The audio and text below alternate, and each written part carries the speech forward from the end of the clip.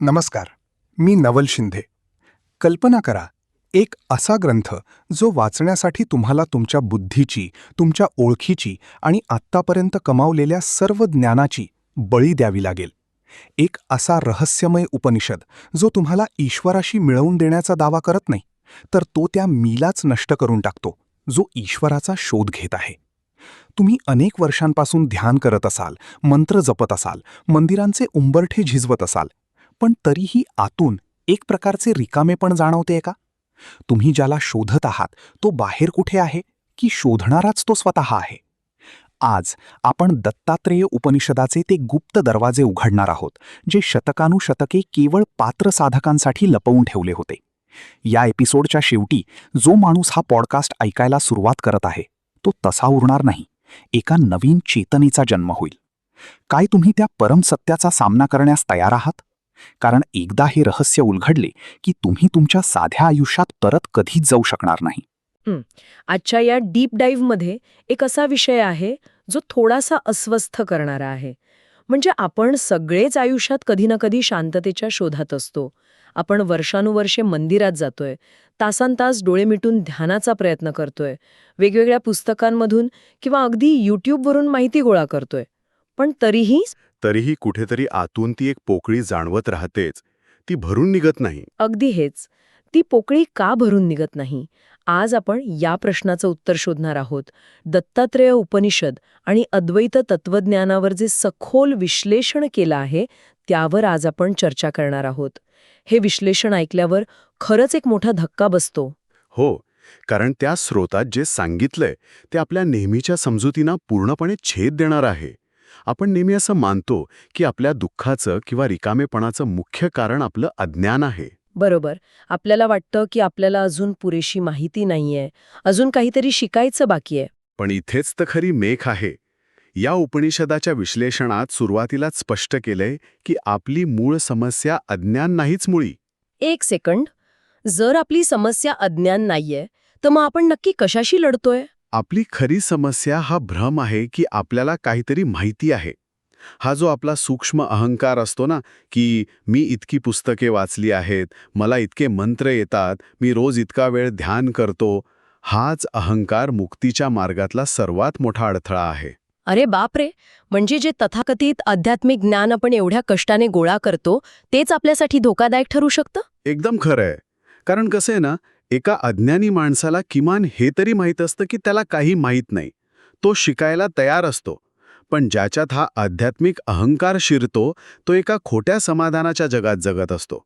त्याला वाटतं तो पुढे जातोय, पण तो तिथेच अडकलेला असतो. म्हणजे हे एखाद्या ट्रेडमिलवर धावण्यासारखंच आहे ना? अगदी तसंच. आपण खूप घाम गाळतोय, आपले स्नायू दुखतायत, समोरच्या स्क्रीनवर दिसतंय की आपण 5 किलोमीटर धावलो आहोत. पण जेव्हा आपण आजूबाजूला पाहतो तेव्हा आपण तिथेच असतो जिथून सुरुवात केली होती. 1 इंचही पुढे गेलेलो नसतो. हा ट्रेडमिलचा दृष्टिकोन एकदम चपखल आहे. आपण फक्त एकाच जागी धावून स्वतःला थकवत असतो. मुक्त होण्याची जी आपली प्रबळ इच्छा आहे किंवा ते जे सतत चाललेले प्रयत्न आहेत, तेच आपल्याला साखळदंडासारखे बांधून ठेवत आहेत. हे ऐकायला थोडं विचित्र वाटतं. म्हणजे आपल्याला काहीतरी मिळवायचं असेल तर प्रयत्न तर करावेच लागतील ना? भौतिक जगात ते नक्कीच लागू होतं. पण आध्यात्मिक विश्वात हाच विरोधाभास आहे. जे तत्व आधीपासूनच सगळीकडे भरून राहिलं आहे, जे तुमच्या आतच आहे, त्यापर्यंत पोचण्यासाठी तुम्हाला कोणत्याही मार्गाची गरज का पडावी? जिथे तुम्ही आधीपासूनच उभे आहात, तिथे पोचण्यासाठी तुम्ही धावपळ का करताय? हे पचवायला थोडं जड आहे. आपण जेवढे जास्त प्रयत्न करतो तेवढे जास्त आपण मला काहीतरी मिळवायचे आहे या भ्रमात अडकत जातो, असं तुम्हाला म्हणायचंय? हो, आणि म्हणूनच दत्तात्रेय या संकल्पनेचा खरा अर्थ समजून घेणं खूप गरजेचं ठरतं. आपण सर्वसाधारणपणे दत्तात्रेयांकडे कसं पाहतो? आपण त्यांना 3 शिरे आणि 6 हात असलेले एक दैवत मानतो. आपली तीच एक पारंपरिक प्रतिमा आहे. पण या स्रोतानुसार हे केवळ एक पौराणिक रूप नाहीये. दत्तात्रेय कोणतीही एक व्यक्ती किंवा केवळ एक देवता नाही, तर ती मानवी चेतनेची एक चरम अवस्था आहे. चरम अवस्था म्हणजे नक्की काय? अशी एक सर्वोच्च अवस्था जिथे विश्वाचा प्रत्येक कण शून्यात विलीन होतो. जर आपण दत्त या शब्दाची फोड केली तर दत्त म्हणजे जे पूर्णपणे दिले गेले आहे. अशी एक स्थिती जिथे स्वतःचं अस्तित्व पूर्णपणे विश्वाला किंवा अस्तित्वाला सोपवून दिलं गेलं आहे. म्हणजे जिथे देणारा आणि घेणारा किंवा शोधणारा आणि ज्याचा शोध घेतला जात आहे ते दोन्ही वेगळे राहत नाहीत, ते एकच होतात. अगदी बरोबर. इथेच या अद्वैत तत्वज्ञानाची खरी खोली जाणवते. हे भारी आहे, कारण आपण नेहमी दत्तात्रयांच्या चित्रात त्यांच्यासोबत 4 कुत्रे पाहतो आणि आपल्याला नेहमी असं सांगितलं गेलंय की ते 4 कुत्रे म्हणजे 4 वेदांचे प्रतीक आहेत. पण ह्या स्रोतात याचा एक पूर्णपणे वेगळा आणि मानसशास्त्रीय अर्थ सांगितलाय. होय. आणि इथेच हे उपनिषद आपल्या दैनंदिन आयुष्याशी थेट जोडलं जातं. ते 4 कुत्रे केवळ बाहेरचे वेद नाहीत, ते मानवाचे 4 अंतःकरण आहेत: मन, बुद्धी, चित्त आणि अहंकार. मन, बुद्धी, चित्त म्हणजे आपलं सबकॉन्शियस माइंड आणि अहंकार, थोडक्यात आपलेच आतले आवाज. हो, आणि आपण नेहमी या आवाजांच्या तालावर नाचत असतो. सामान्य माणसाच्या आयुष्यात हे 4 घटक माणसाला आपला गुलाम बनवतात. आपलं मन सांगेल तसं आपण धावतो. अहंकार दुखावला की आपण रागावतो. अगदी. आपण स्वतःच्याच विचारांचे नोकर बनून राहतो. पण अवधूत कोणाला म्हणायचं? ज्याने या 4ही गोष्टींना आपले गुलाम किंवा पाळीव कुत्रे बनवले आहे, तोच खरा अवधूत. तो मनाच्या आहारी जात नाही, तर मन त्याच्या इशाऱ्यावर काम करतं. हे विलक्षण आहे. आपण नेहमी स्वतःच्याच मनाचे गुलाम असतो, पण इथे मनालाच अनुचर बनवण्याची गोष्ट आहे. बरं, मग त्या 3 शिरांचं काय? आपण त्यांना ब्रह्मा, विष्णू आणि महेश मानतो. मानसशास्त्रीय आणि ऊर्जेच्या दृष्टिकोनातून ती 3 शिरे मानवाच्या आतील 3 गुणांची प्रतीके आहेत. सत्व म्हणजे शांती आणि चांगुलपणा, रज म्हणजे क्रिया आणि महत्वाकांक्षा, आणि तम म्हणजे अंधकार किंवा अज्ञान. एक सेकंड, इथे मला थोडा विरोध करावासा वाटतोय. हो, सांगा ना. आपण नेहमी काय करतो? आपण सत्व म्हणजेच चांगुलपणाकडे धाव घेतो आणि तम म्हणजेच वाईटापासून पळ काढतो. आपल्याला लहानपणापासून शिकवलं जातं की सात्विक बना, चांगलं वागा. जर तुम्ही म्हणताय की अवधूत या 3ही गुणांच्या पलीकडे असतो, तर याचा अर्थ आपण चांगलं बनण्याचा प्रयत्न सोडून द्यायचा का? हा अत्यंत महत्वाचा प्रश्न आहे. उपनिषद असं अजिबात सांगत नाही की आपण वाईट वागावं किंवा समाजाचे नियम तोडावेत. समाज चालवण्यासाठी नियम आणि चांगुलपणा आवश्यक आहेच, पण इथे आपण वैयक्तिक मुक्तीबद्दल बोलत आहोत. म्हणजे आतल्या प्रवासाबद्दल. मी चांगला आहे किंवा मला चांगलं बनायचं आहे, या द्वंद्वात अडकलेलो आहोत तोपर्यंत आपला अहंकार जिवंत राहतो. सात्विक अहंकार हा तामसिक अहंकारापेक्षा जास्त सूक्ष्म आणि धोकादायक असतो. हे कसं काय? एका चोराला माहीत असतं की तो चोर आहे, पण एका खोट्या साधूला वाटतं की तो परमेश्वरच आहे. चांगल्या गोष्टींची आसक्तीसुद्धा एक साखळदंडच आहे. जरी तो साखळदंड सोन्याचा असला तरी तो तुम्हाला बांधूनच ठेवतो. वा, सोन्याचा साखळदंड. हे रूप खरंच डोळे उघडणार आहे. म्हणजे अवधूत या 3ही गुणांच्या पलीकडे असतो. तो ना चांगला असल्याचा अहंकार बाळगतो, ना वाईट. तो फक्त असतो. बरोबर. त्याच्या आत एक असा साक्षी भाव असतो जो स्वतःच्या रागालाही त्रयस्थपणे पाहू शकतो आणि स्वतःच्या शांततेलाही. तो कोणत्याही भावनेशी स्वतःला जोडत नाही. हे तत्वज्ञान समजायला थोडं जड जाऊ शकतं. जर आपण हे आपल्या दैनंदिन आयुष्याशी जोडलं तर हे कसं दिसेल? स्रोतांमध्ये निसर्गातील 24 गुरूंचा एक संदर्भ दिला आहे. त्यात एका कोळ्याचं म्हणजे स्पायडरचं उदाहरण आहे. मला वाटतं आपण ते थोडं सविस्तर पाहायला हवं. नक्कीच. कोळी काय करतो? तो स्वतःच्याच शरीरातून धागे काढतो, अत्यंत कुशलतेने एक सुंदर जाळे विणतो. आणि निसर्गाची अशी गंमत असते की अनेकदा तो स्वतःच त्या स्वतः विणलेल्या जाळ्यात अडकून पडतो आणि तिथेच तडफडून मरतो. अरे रे! आणि आपण माणसांचं आयुष्य यापेक्षा वेगळं आहे का? अजिबात नाही. आपणही स्वतःच्याच अपेक्षांचे, ओळखींचे, नात्यांचे आणि महत्वाकांक्षांचे जाळे विणतो. आपण म्हणतो, ही माझी कॉर्पोरेट नोकरी, हे माझं EMIवर घेतलेलं घर, समाजातली माझी प्रतिष्ठा. सोशल मीडियावरील माझी इमेज. आणि मग या माझ्या जगाच्या जाळ्यात आपण स्वतःच गुदमरून जातो. आपण रोज किती मुखवटे घालतो ना? अगणित. आपण ऑफिसमध्ये एक वेगळा मुखवटा घालतो, जिथे आपल्याला अतिशय प्रोफेशनल दिसायचं असतं. घरी आल्यावर कुटुंबासमोर दुसरा मुखवटा, मित्रांसमोर तिसरा. आणि या सतत बदलणाऱ्या ओळखी माणसाला आतून पूर्णपणे थकावून टाकतात. आपण आपल्याच मुखवटांचं ओझं वाहत असतो. आणि जेव्हा या जाळ्यात काहीतरी बिघडतं, समजा नोकरी गेली किंवा कुणी अपमान केला, तेव्हा आपण विचार करतो, माझ्यासोबतच असं का झालं? या एका विचाराने आपण स्वतःला अथांग दुःखात ढकलतो. हे सगळं ऐकत असताना माझ्या डोक्यात एक आधुनिक रूपक येते. मला वाटतं आपण एका कम्प्युटरच्या रॅम सारखे आहोत. रॅम म्हणजे कसं? आणि आपले हे जे मुखवटे आहेत, ती आपली नोकरी, आपली नाती, हे सगळं जणू त्या वेब ब्राउझरमध्ये उघडे असलेले 50 टॅब्स आहेत. एखादा टॅब यूट्यूबचा असतो जिथे खूप गोंधळ चालू असतो, एखादा टॅब कामाचा असतो. जेव्हा एखादा टॅब क्रॅश होतो किंवा हँग होतो तेव्हा आपल्याला वाटतं की संपूर्ण सिस्टीमच नष्ट झाली. आपण विसरून जातो की आपण तो ब्राउझर टॅब नाही होत. आपण ती मूळ सिस्टीम, ती रॅम आहोत, जिच्यावर हे सगळं फक्त चालू आहे. हे रूपक अप्रतिम आहे. आपण तो क्रॅश होणारा टॅब नसून ती मूळ सिस्टीम आहोत हे ओळखणं म्हणजेच तो साक्षी भाव अंगीकारणं. अवधूत तो आहे जो या मी आणि माझे या धाग्यांना मुळापासून कापून टाकतो. आपलं शरीर आजारी पडू शकतं, आपला बँक बॅलन्स कमी होऊ शकतो, पण आपल्या आतला तो साक्षी जो हे सगळं पाहत आहे तो ह्या सर्वांपासून पूर्णपणे अलिप्त असतो. जसं आकाशात कितीही काळे ढग आले तरी आकाश कधीच काळं होत नाही. ढग निघून गेल्यावर आकाश पुन्हा तसंच निर्भर असतं. आपण ते आकाश आहोत, ढग नाही. पण इथे मला पुन्हा एकदा एक शंका विचारायची आहे. हे सगळं ऐकायला खूप छान आणि तात्विक वाटतं, पण हे नुसतंच तत्वज्ञान आहे का, की यामागे काही ठोस विज्ञानही आहे? कारण या विश्लेषणात एका विशिष्ट बीजमंत्राचा उल्लेख आला आहे. हो, दाम या बीजमंत्राचा. हो, तोच. आणि हे फक्त एक आध्यात्मिक प्रतीक न सांगता यामागे एक ऊर्जा आणि विज्ञानाचा संबंध सांगितला आहे. हे नेमकं कसं काम करतं? इथेच हा विषय एका वेगळ्याच उंचीवर जातो. उपनिषदांमधील हे ज्ञान केवळ तात्विक नाही, तर ते ध्वनिविज्ञानावर आधारित आहे. विज्ञानात याला सायमॅटिक्स म्हणतात. सायमॅटिक्स म्हणजे ध्वनी लहरींचा भौतिक पदार्थांवर होणारा परिणाम ना? अगदीच. सायमॅटिक्स म्हणजे ध्वनीचा भौतिक गोष्टींवर थेट होणारा परिणाम. म्हणजे ते जे आपण अनेकदा प्रयोगांमध्ये पाहतो, एका स्पीकरवर वाळू टाकलेली असते आणि विशिष्ट फ्रिक्वेन्सीचा आवाज केल्यावर ती वाळू अचानक सुंदर भौमितिक आकारांमध्ये बदलते. हो, तसाच प्रयोग.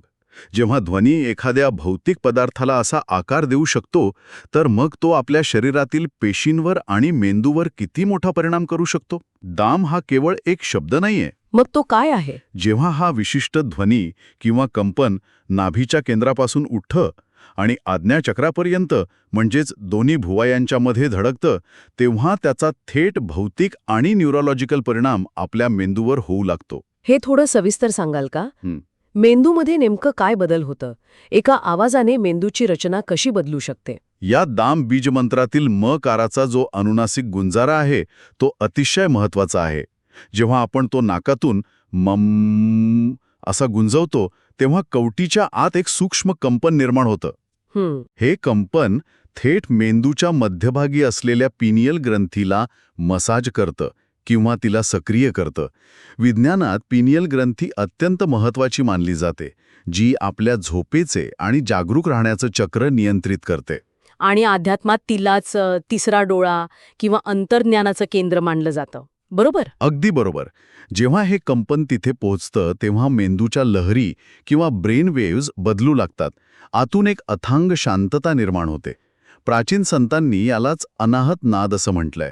अनाहत नाद म्हणजे असा ध्वनी जो कोणत्याही दोन वस्तूंच्या टकरीशिवाय निर्माण होतो. हो. हे ऐकायलाच खूप अफाट वाटतंय. पण या सगळ्याचा आपल्या दैनंदिन आयुष्यातील ऊर्जेशी काय संबंध आहे? जेव्हा आपण हा नाद अनुभवतो किंवा साक्षी भावात येतो तेव्हा आपल्या आतल्या ऊर्जेवर काय परिणाम होतो? याचा सर्वात मोठा व्यावहारिक फायदा म्हणजे ऊर्जेचे संरक्षण. विचार करा, सामान्य अवस्थेत आपण काय करत असतो? कोणीतरी गाडी ओव्हरटेक केली की आपण चिडतो, कुणीतरी कौतुक केलं की आपण हुरळून जातो. छोट्या छोट्या गोष्टींवर आपण रिॲक्ट करत असतो. या प्रत्येक छोट्या प्रतिक्रियेमध्ये आपण आपली प्राण ऊर्जा वाया घालवत असतो. आपला ऑरा सतत क्षीण होत असतो. पण जेव्हा आपण या साक्षीभावात स्थिर होतो तेव्हा हा ऊर्जेचा क्षय पूर्णपणे थांबतो. म्हणजे आपण एका अत्यंत व्यस्त आणि गोंधळलेल्या रस्त्यावर आहोत, बाहेर प्रचंड ट्रॅफिक आहे, पण आपण एका पूर्णपणे साऊंड प्रूफ काचेच्या खोलीत बसलो आहोत. आपल्याला बाहेरचं सगळं दिसतंय, पण तो गोंधळ आपल्या आत पोचत नाहीये. अगदी तंतोतंत. आपण जगाच्या कोलाहलात असतो, आपले सगळे व्यवहार करत असतो, पण तरीही त्या कोलाहलापासून पूर्णपणे अलिप्त राहतो. जसं कमळाचं पान पाण्यात राहूनही कोरडं असतं. ही अलिप्तता म्हणजेच ऊर्जा वाचवणं. आपण जगात राहायचं, पण जगाला आपल्या आत प्रवेश करू द्यायचा नाही. हीच खरी परमस्वतंत्रता आहे. हे खरोखरच वैज्ञानिक आणि तार्किकदृष्ट्या पटण्यासारखं आहे. पण मग एक शेवटचा आणि सर्वात महत्त्वाचा प्रश्न उभा राहतो. हे प्रत्यक्ष आयुष्यात आणायचं कसं? आंतरिक परिवर्तनाची ती अंतिम पायरी कोणती? मुक्तीचा खरा मार्ग काय आहे? दत्तात्रेय उपनिषदाचा हा सर्वात कडवा पण सत्य संदेश आहे. ते म्हणतात, काही बनू नका. फक्त विसरा की आपण काय बनलो आहोत. काही बनू नका, पण आपण आयुष्यभर काहीतरी बनण्याचाच प्रयत्न करत असतो ना. यशस्वी बनणे, श्रीमंत बनणे किंवा अगदी ज्ञानी आणि साधू बनणे. पण हे सगळं बनणे म्हणजे केवळ नवीन मुखवटे चढवणे आहे. आपण स्वतःला एक मर्यादित शरीर, एक नाव आणि एक ओळख मानतो, हेच आपलं खरं बंधन आहे. म्हणजे आपल्याला ध्यान करण्यासाठी हिमालयात पळून जाण्याची किंवा तासनतास एका जागी डोळे मिटून बसण्याची गरज नाहीये. अजिबात नाही. या अवस्थेला उपनिषदात सहज अवस्था म्हटलं आहे. सहज अवस्था म्हणजे अतिशय नैसर्गिक आणि सोपी अवस्था. ध्यान करण्यासाठी डोळे मिटण्याची गरज नसणे. आपण उठताना, बसताना, जेवताना, काम करताना प्रत्येक क्षणी त्या अनंताशी जोडलेले असणे. जेव्हा आपले डोळे उघडे असतात तेव्हाही आपल्या आतून केवळ ते परमतत्वच या जगाकडे पाहत असतं. आपला अहंकार तिथे नसतो.